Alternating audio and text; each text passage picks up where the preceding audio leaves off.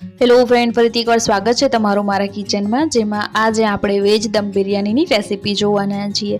Friend, શિયાળામાં શાકભાજી ખૂબ સરસ આવતા હોય છે, તો એવા ટાઈમ પર શાકભાજીની અલગ અલગ વાનગીઓ બનાવવાની ખૂબ મજા આવતી હોય છે ને જમવામાં પણ ખૂબ મજા આવે છે. તો એવી જ એક સરસ મજાની રેસીપી બનાવવાના છીએ જે બહુ જ ટેસ્ટી બને છે ને જેમાં તમે સારા પ્રમાણમાં શાકભાજીનો ઉપયોગ પણ કરી શકો છો.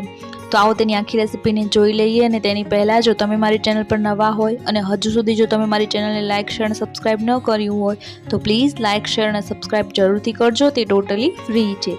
અને સાથે જ મને કોમેન્ટ કરીને પણ જરૂરથી જણાવજો કે તમને મારા વિડીયોઝ અને મારી રેસીપીઓ કેવી લાગી છે. તો વધુ સમય ન લેતા રેસીપી તરફ આગળ વધીએ.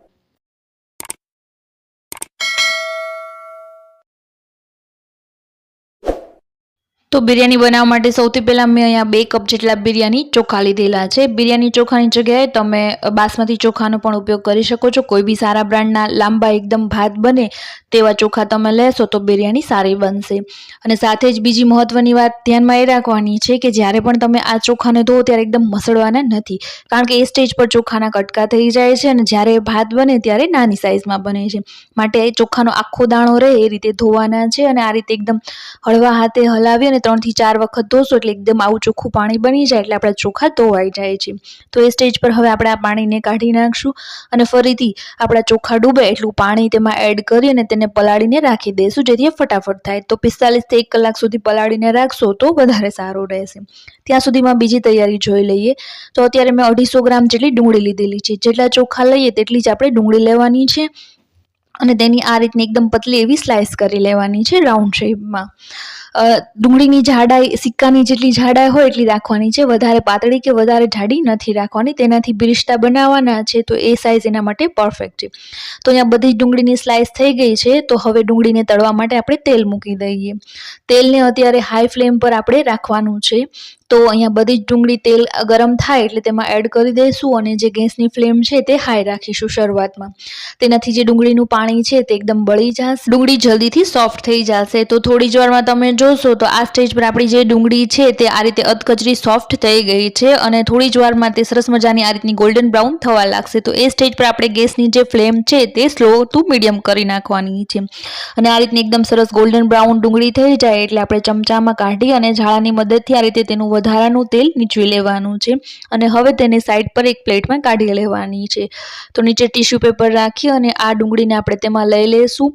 અને આ જે ડુંગળી તળીને રાખી છે તે શરૂઆતમાં સોફ્ટ લાગશે, પરંતુ ઠંડી થશે એટલે એકદમ સરસ ક્રિસ્પી થઈ જશે. તો કાંટાની મદદથી તેને છૂટી છૂટી કરી લઈએ. હવે બીજી બાજુ આપણા જે ચોખા પલાળીને રાખેલા તે પણ સરસ મજાના પલળી ગયા છે 45 મિનિટમાં. તો હવે આપણે ભાત બનાવવાનું શરૂ કરવાનું છે. તો તેના માટે મેં અહીંયા એક પેનમાં પાણી લઈ અને ગેસ પર ગરમ કરવા માટે રાખી દીધેલું છે. અને વધારે ફ્લેવર આપવા માટે અહીંયા થોડા ખડા મસાલા લીધેલા છે, જેમાં તજ, લવિંગ, મરી, જીરું, તમાલપત્ર, એલચી, સ્ટાર ઓનિયન, લીલું મરચું અને અડધા લીંબુનો રસ નીચવેલો છે. લીંબુ નીચવવાથી તેમાં આપણો જે ભાતનો કલર હોય તે એકદમ વ્હાઈટ રહે છે. તો તે સ્ટેજ સ્કીપ નહીં કરતા.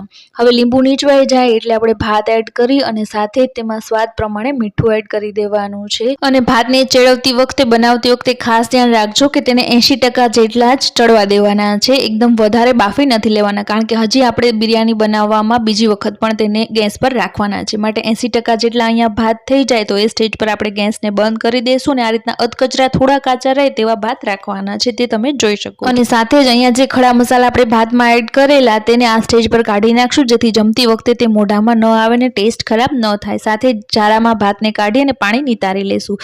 હવે બીજી બાજુએ શાકભાજી માટે અહીંયા 1 કપ જેટલું દહીં લીધેલું છે. મોળું લેવાનું છે, ખાટું ન હોય એવું. 2 ચમચી જેટલી લીલા મરચાં આદુની પેસ્ટ, 1 ચમચી જેટલું લાલ મરચું અને ધાણા જીરું, અને સાથે જ 2 ચમચી જેટલો બિરયાની મસાલો અને અડધી ચમચી જેટલી હળદર એડ કરી દઈશું. અડધો લીંબુનો રસ નીચવી દઈશું અને અડધા કપ જેટલા કોથમીર એડ કરી દઈશું. અને સાથે જ દહીંના ભાગનું આપણે મીઠું એડ કરી દઈશું. અત્યારે અડધી ચમચી એડ કરેલું છે. અને જે બિરિશ્તા બનાવેલા ડુંગળી તળીને રાખેલી તેને પણ 2-3 મુઠ્ઠી આ સ્ટેજ પર તેમાં એડ કરી દેવાની છે. અને સાથે જ શાકભાજીમાં મેં અહીંયા 1 કપ જેટલા ફ્રેન્ચ બીન્સ લીધેલા છે, 1 કપ જેટલું ફ્લાવર લીધેલું છે, એ અડધા કપ જેટલા ગાજર અને 1 કપ જેટલા મોટી સાઇઝમાં કટ કરેલા બટેટા અને અડધા કપ જેટલા બાફેલા વટાણા લીધેલા છે. શાકભાજી તમે તમારી અનુકૂળતા પ્રમાણે બીજા પણ કોઈ પણ લઈ શકો છો અને વધારે કે ઓછા પ્રમાણમાં પણ લઈ શકો છો. સાથે જ બિરિસ્તા બનાવેલું તેલ અહીંયા 2 થી 3 ચમચી એડ કરશું, તેનાથી ફ્લેવર સારી આવશે. અને હવે આ બધી જ વસ્તુઓને સારી રીતે મિક્સ કરી દેવાનું છે.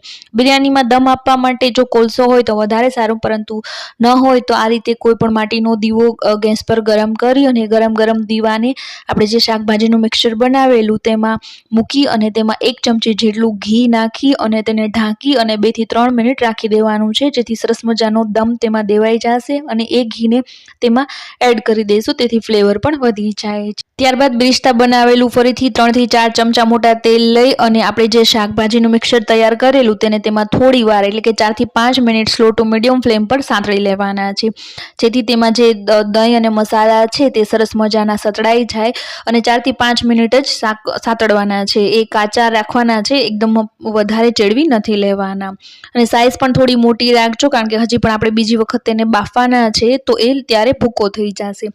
માટે આ રીતે જ્યારે 3 થી 4 મિનિટમાં તેલ છૂટું પડે એટલે ગેસને બંધ કરી અને એક બાઉલમાં તેનું આ રીતનું લેયર કરી લેવાનું છે.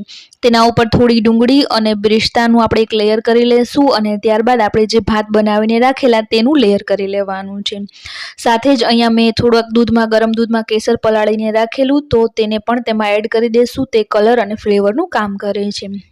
અને ફરીથી થોડી કોથમીર અને સાતળેલી ડુંગળી એટલે કે બિરિસ્તાનું લેયર કરી લેવાનું છે. અને શાકભાજી અને ભાત બંને થોડા કાચા છે, તો હવે આપણે બિરયાની ફરીથી ચેડવા માટે રાખવાની છે. તો ઢાંકણ ઢાંકી અને આપણે જે ઘઉંનો લોટ હોય સાદો રોટલી માટેનું, તેવા લોટની આ રીતની પાતળી પટ્ટી કરી લેવાની છે. અને જ્યાં ઢાંકણ ઢાંકેલું હોય એટલે કે બાઉલ અને ઢાંકણની વચ્ચેની જે તિરાડ હોય ત્યાંથી વરાળ નીકળે તો તેને આપણે પેક કરી દેવાની છે, જેથી એ વરાળ અંદર રહે અને એ વરાળથી આપણા ભાત અથવા તો બિરયાની તૈયાર થઈ જાય.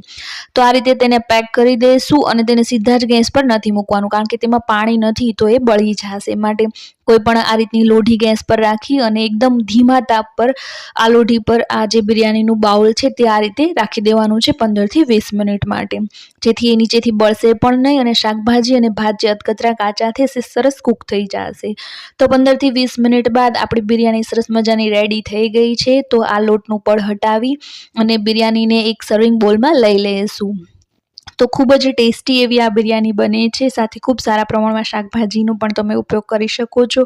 તો આ રેસીપીને એકવાર ચોક્કસથી ટ્રાય કરજો અને સાથે જ તમને મારી રેસીપીઓ કેવી લાગે છે એ પણ મને કોમેન્ટ સેક્શનમાં જરૂરથી જણાવજો. અને જો તમે મારી ચેનલ પર નવા હોય અને હજુ સુધી જો તમે મારી ચેનલને લાઇક શેર અને સબસ્ક્રાઈબ ન કર્યું હોય તો પ્લીઝ લાઇક શેર અને સબસ્ક્રાઈબ જરૂરથી કરજો. તે ટોટલી ફ્રી છે. તો ફરી મળીશું એક નવી રેસીપીની સાથે.